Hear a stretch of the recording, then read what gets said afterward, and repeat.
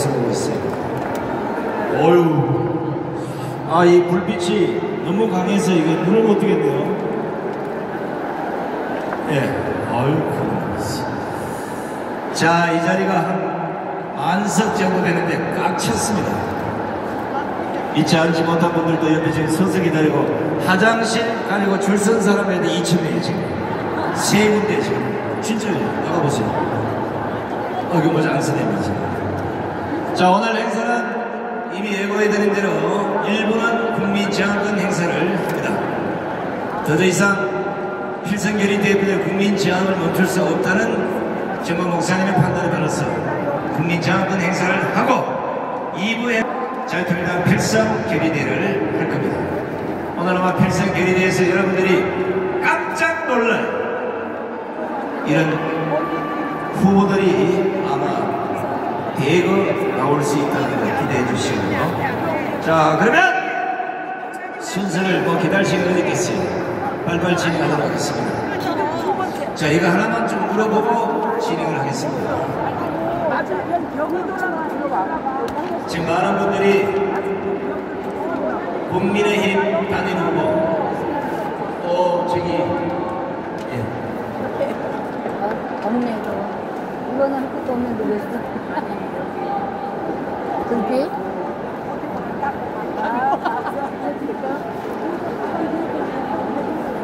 덥다.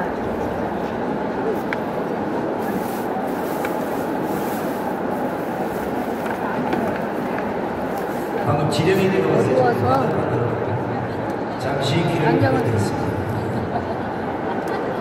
아까처럼. 한덕수 5월 2일쯤이면 아마 이제 출발을 결심할 거고, 이런 목표에 여러 명의 후보들이 등장할 텐데, 지금부터 여러분들은 절대 다른 정당을 기웃거리거나 다른 후보의 마음을 쓰는 이런 일은 없어야 됩니다. 아시겠죠? 대한민국을 이끌고 갈 새로운 정당의 이 진면모를 우리가 보여주지 않으면 대한민국은 영원히 희망이 없습니다. 그렇기 때문에 국민장학금 행사를 먼저 시작을 하고 바로 자유통일당 필승결의대회를 하겠습니다. 자, 2부 행사에서 국민의회가 있기 때문에 1부 행사에서는 국민의회를 승인합니다. 바로 연사들 한 분 한 분 모셔서 앞으로 자유통일당이 어떻게 꾸려져가야 되는지, 우리가 어떻게 싸워야 되는지, 지금까지 나라를 거두는 이런 것들을 어떻게 때려잡아야 되는지 한 분 한 분 목소리를 들어보도록 하겠습니다.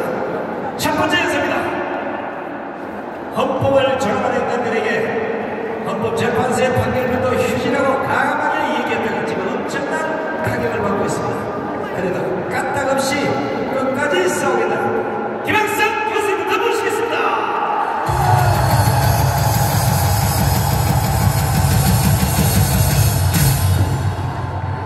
예, 대선 승리를 위한 필승 결의대회에 오신 우리 모든 애국 동지 여러분 사랑하고 축복합니다. 김학성입니다. 얼마 전 헌법화 한결이 아니라 휴지에 불과한 결정을 내린 것을 저희가 경험한 바 있습니다.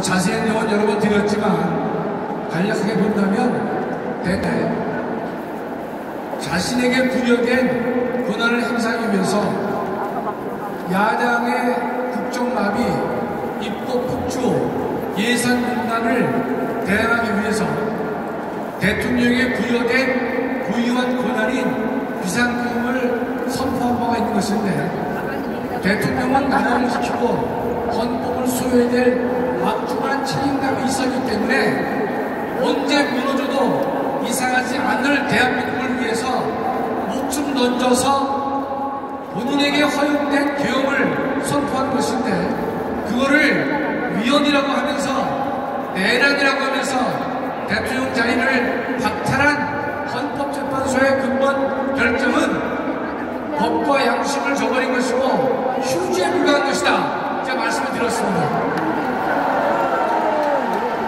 대통령이 헌법상 그에게 허용된 권한을 사용하기 위해서 비상경비장 칼을 뽑은 것인데 칼을 사용하지도 않았는데 사람을 죽였다라고 해서 대통령을 그 자리에서 끌어내렸기 때문에 우리 모든 외국 통치들은 그 결정에 승복할 수가 없다는 것입니다.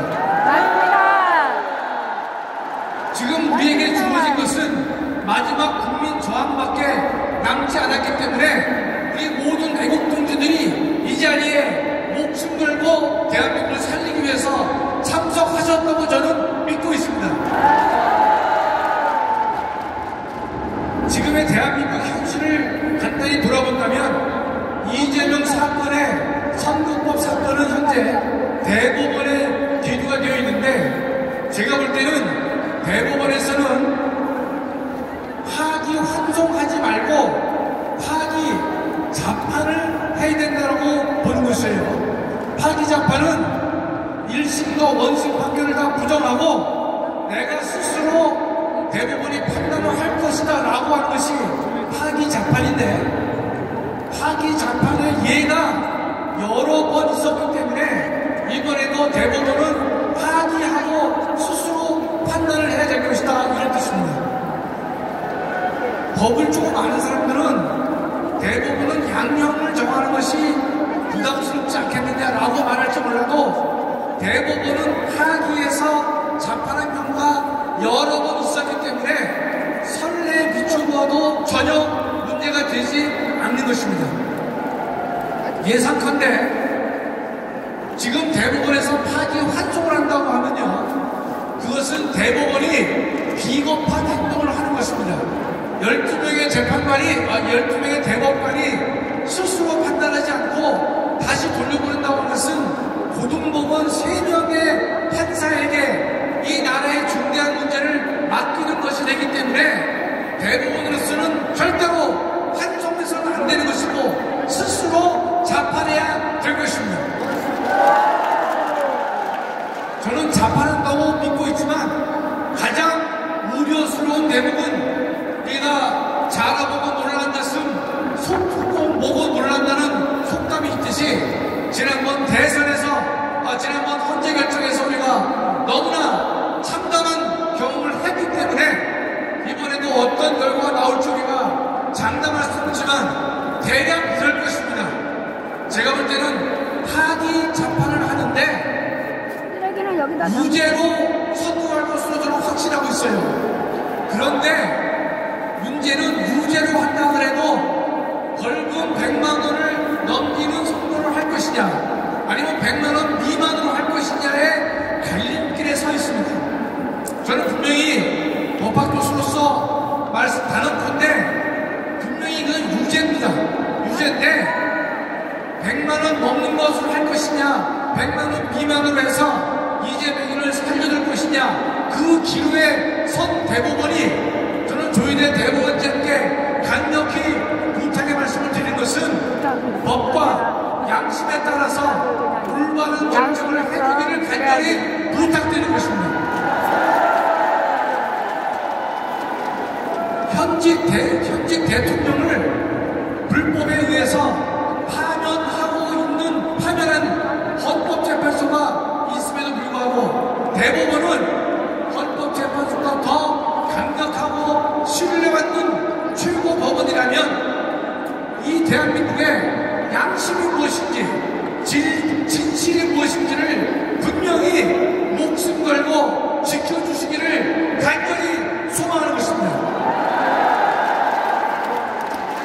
지금 조금 전에 손상재 대표도 얘기했지만 이미 야당의 후보가 정해졌기 때문에 확성장치를 사용해서 타 후보는 특정 후보를 비방하게 되면 선거법 위반의 우려가 크기 때문에 우리는 그 상황을 피해서 접근할 수밖에 없는 것이지만 그러나 우리 오늘 자유투표자에 모인 것은 이번 대통령 선거에서 필승을 다짐하기 위해서 모인 것입니다. 나는 하나님께서 반드시 대한민국을 살려주시라고 확신하고 지금의 대한민국 헌정에 저항이 왜 필요한 것이냐, 또 다른 예를 말씀드리면 지금 매스컴을 보니까 한덕수 권한대행이 2명의 재판관을 지명한 것을 가지고 지금 경찰에서는 직권남용죄로 수사를 하겠다라고 하는 것입니다. 마흔억은 왜 하겠어? 정말 이 나라가 개판이 된 것이에요. 또 오늘 한덕수 권한대행은 거부권을 행사했는데 헌재법 개정에 대해서 어떤 거부를 했느냐, 지금의 개정안을 보면 헌재 재판관은 임기가 중도되더라도 새로운 재판관이 임명될 때까지는 임기를 연장해 주겠다라고 하는 법안을 통과시켰지만 오늘 권한대행은 거부권을 행사했던 것입니다. 한덕수 권한대행이 2명의 대통령 목에 대해서 헌법재판소 재판관을 지명한 것은 지극히 합헌적이고 올바른 결정에 해당하는 것입니다.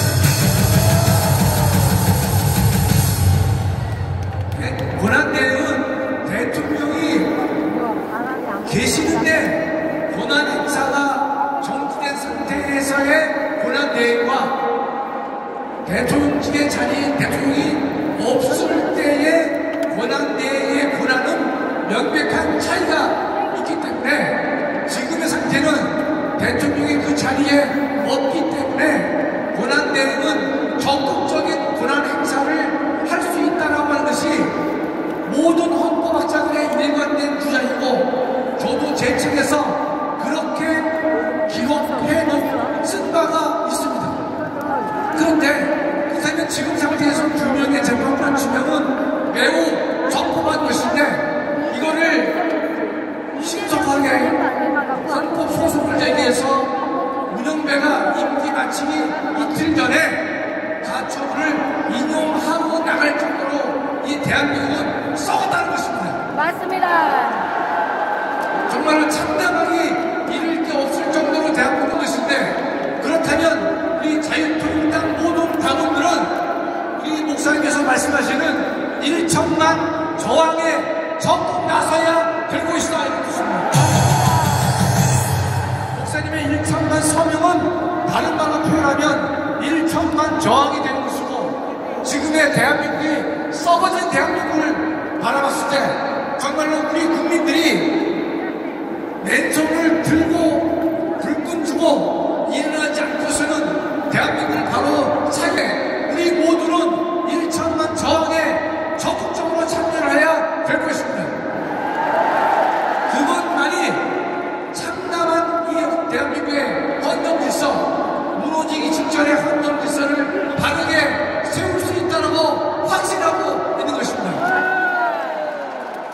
여러분, 우리 헌법학에서 여러분 잘 아시는 권력분립 또는 상권분립이라는 말을 쓰는데, 지금의 대한민국은 얼마나 위험에 처해져 있느냐. 헌법이 다 무너졌지. 입법부를 장악한 민주당이 행정부까지도 장악하려는 노력을 하고 있는 것입니다. 우리가 헌법상 권력분립은 왜 하느냐?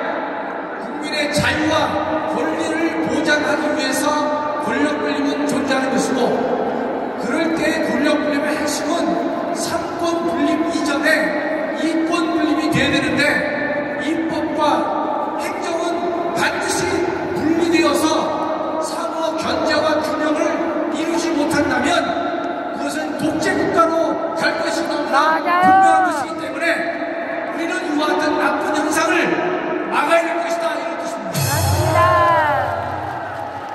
입법과 집행이 하나가 되면 바로 그 순간 대한민국의 자유는 없어질 것이라고 보는 것입니다. 불보듯이 뻔하지. 지금의 민주당은 헌법재판소도 장악하고 있고, 금년에 조인의 대법원장은 70세 정년이 되기 때문에 대법원장에서 물러납니다. 그러면 지금의 민주당이 입법과 행정을 다 장악하게 되면 대법원장도 자신의 뜻에 맞는 사람을 임명할 수밖에 없을 터인데, 그렇다면 민주당이 입법부와 행정부와 헌법재판소와 대법원까지 장악하게 되는 대한민국 건국의 가장 최악의 헌정질서가 만들어질 수밖에 맞습니다. 마지막으로요. 여러분 북한의 권력 구조를 보면 북한도 최고인민회의, 주석 이런 헌법가들이 존재하지만 그 상위에는 누가 있느냐? 조선 노동당이 있는 것입니다. 독재국가의 특징은 형식적으로 헌법 구조가 다 만들어져 있지만 그 뒤에서는 누가 통치하느냐? 공산당이라는 노동당이라는 정당이 하나 있어서 그들이 전체를 다 배후 조종하는 형태가 바로 공산주의 국가가 되는 것인데, 대한민국도 잘못하면 입법, 사법, 행정 등등의 헌법기관은 존재하지만 그 뒤에서 전체를 조종하는 정당이 민주당이 된다면 대한민국은 끝난 것이라 다름없다, 이런 뜻입니다. 맞습니다. 오늘의 필승 경희대회에 참석하신 모든 외국 동지 여러분은 알고 계시겠지만 이 말을 여러분이 더 가슴에 새겨서 정말로 목숨 걸고 대한민국 국민들의 자유를 지켜내고 권리를 지켜내고 대한민국 헌정 질서를 살려내는 그 일에 우리 모두 목숨 걸고 붙여내야 합니다.